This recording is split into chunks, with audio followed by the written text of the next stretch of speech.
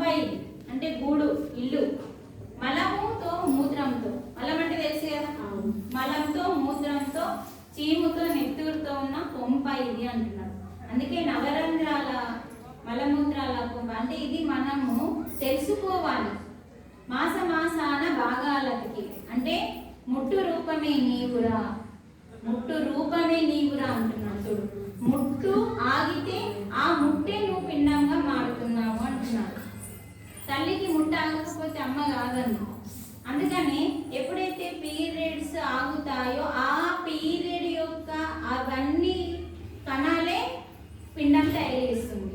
శుక్రకణము అంటాం కదా, అంటే మనకి అది ఒక గోలిగా తయారు కావాలంటే మనకు బయటకి వచ్చే ఏదైతే పీరియడ్స్ ఉందో అది టైంలో ఆ కణమే మనకు పిండంగా వస్తుంది. ఆ పిండమే మనల్ని అమ్మ చేస్తుంది. మనం అమ్మ కావాలి, 100 మార్కులు సంపాదించుకొని అమ్మ కావాలి, మాతృదేవోభవ అనే పూజలు అందుకోవాలి అంటే పీరియడ్సే కారణం. మరి అలాంటి పీరియడ్స్ని మనం తప్పు పడుతున్నాం. అసలు పీరియడ్స్కి అసలు ఏంటంటే ఒక్క నిమిషం, పీరియడ్స్ అంటే మనకి ఆ టైంలో మనం మానసికంగా బాగుండము, కొంచెం మానసికంగా అన్ని పెయిన్స్ వస్తూ ఉంటాయి కదా.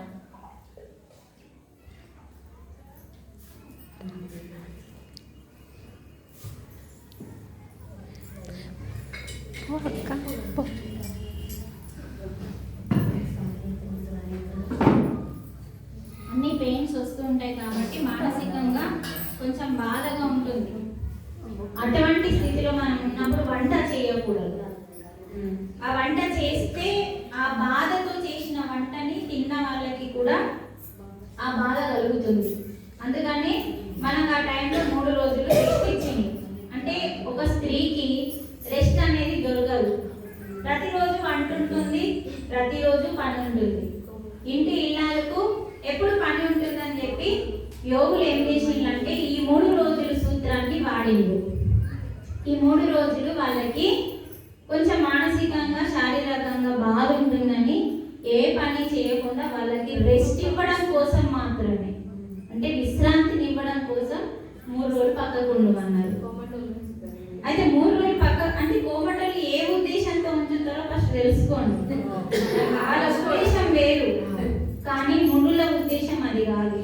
వాళ్ళు విశ్రాంతి తీసుకుంటే ఆ 3 రోజులన్నా వాళ్ళకి విశ్రాంతి దొరుకుతారు. తర్వాత ఆ నొప్పి అనేది పోయిన తర్వాత మళ్ళీ యథాస్థితికి మళ్ళీ రొటీన్ పని తగులుతుంది అని చెప్పి కనీసం స్త్రీకి ఆ 3 రోజులైనా రెస్ట్ ఇవ్వాలని చెప్పి పక్కకు ఉండమన్నారు. ఆ టైంలో మనం వంట చేస్తే ఏమవుతుందంటే ఆ వెంట కొంచెం మంచిగా ఉండదు తిన్న వాళ్ళకి అని చెప్పి వంట కూడా చేయొద్దని చెప్పింది. అందుకే చాలా మంది ఇళ్ళల్లో అది ఇప్పుడు మనం ధ్యానం చేసినాం అనుకో, మనం ధ్యానం చేస్తే ఏమైతే అంటే ఆ పెయిన్ అనేది రాదు. ఫస్ట్ పెయిన్ రానప్పుడు మనకు బాధ ఉండదు కదా. అప్పుడు మనం ఆ పీరియడ్స్ టైంలో పిరమిడ్లోకి వచ్చి ధ్యానం చేసుకోవాలి. చేసుకుంటే ఏమైతే అంటే ఆ పెయిన్ తగ్గిపోతుంది. ఒకటి 3 రోజులు మనకి పార్వతి, సరస్వతి, లక్ష్మీదేవి యొక్క శక్తులు ఉంటాయి మనకి. అందుకే 3 రోజులు మనం ఆగమాగం తిరగదు బయటకి.